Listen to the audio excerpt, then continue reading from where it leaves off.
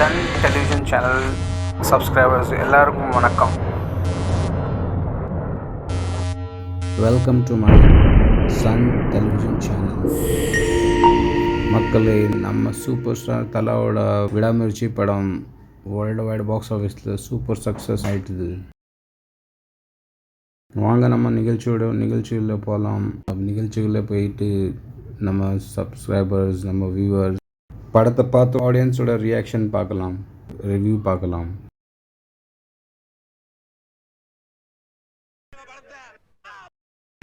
எல்லாருமே வாய பொளக்குறாங்க. இவர் இந்த கேமராமேன் தான் இன்னைக்கு முன்னாடி கேமராமேன் வர வாய்ப்பு இருக்கு. பிரிச்சுட்டாப்ல ஹாலிவுட் ரேஞ்சில் இருக்கு படம். என்னன்னு பாத்தீங்கன்னா, அதாவது நார்மல் அஸ்யூஸ்வல் அஜித் படம் கிடையாது. இது எல்லாம் அஜித் பேன் மாஸா இருக்கும். ஒரு இன்ட்ரோ சாங் கிடையாது, மாஸ் டைலாக் கிடையாது.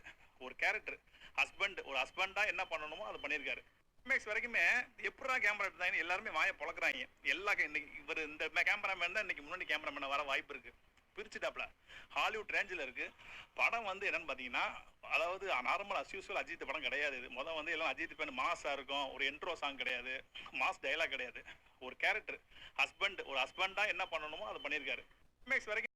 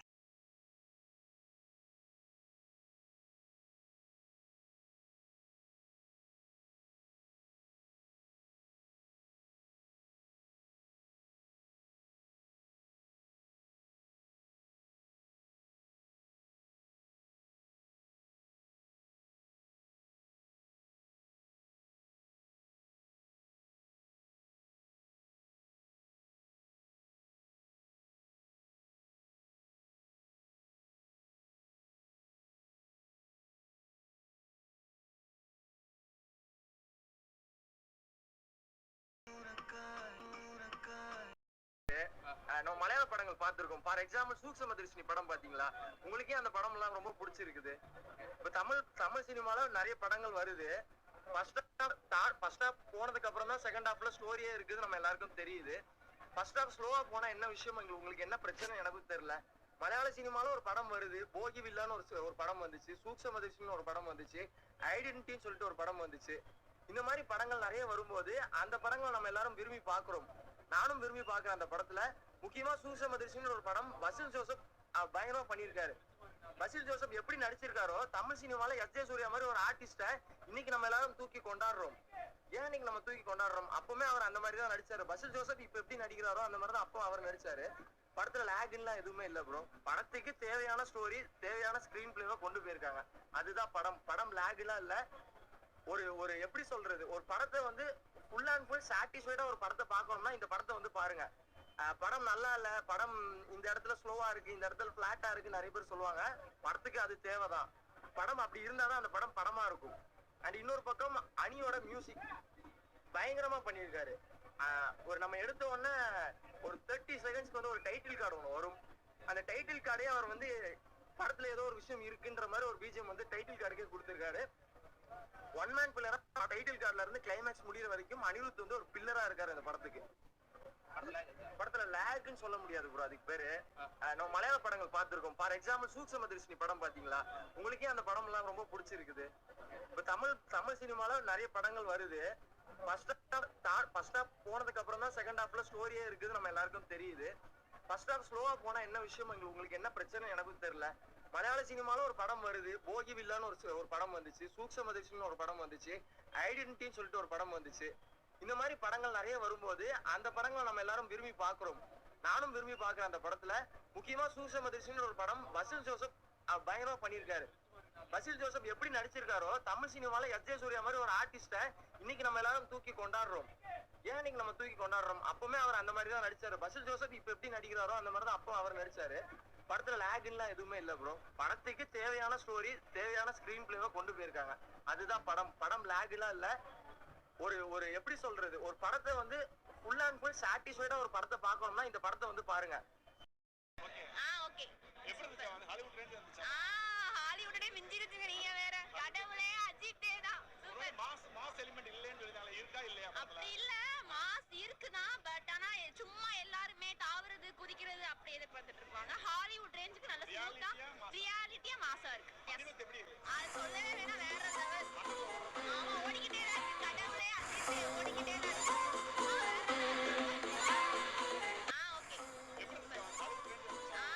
ஹாலிவுட்டே மிஞ்சிருச்சுங்க. நீங்க வேற கடவுளே அஜித்தே தான். சூப்பர். மாஸ் எலிமெண்ட்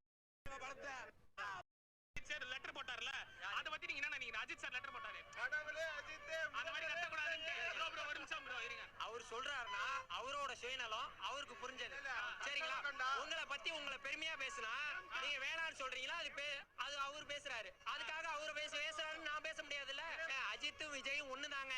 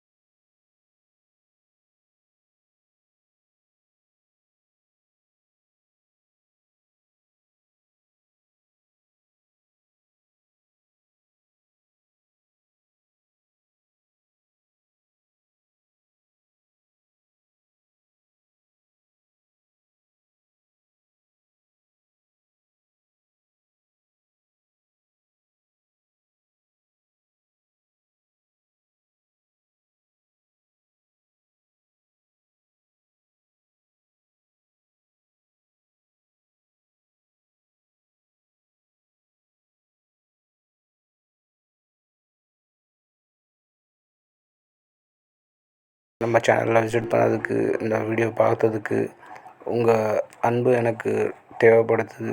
என் சேனலை சப்ஸ்கிரைப் பண்ணதுக்கு ரொம்ப ரொம்ப நன்றி. உங்கள் அன்புக்கு ரொம்ப ரொம்ப நன்றி. இப்படியே நம்ம சேனலை தொடர்ந்து பார்த்துட்டே இருங்க.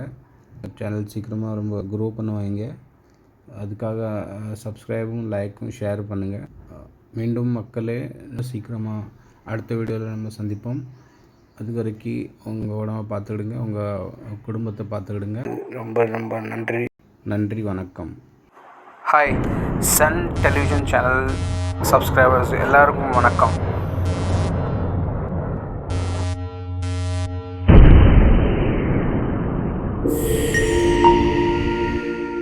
ரொம்ப ரொம்ப நன்றி.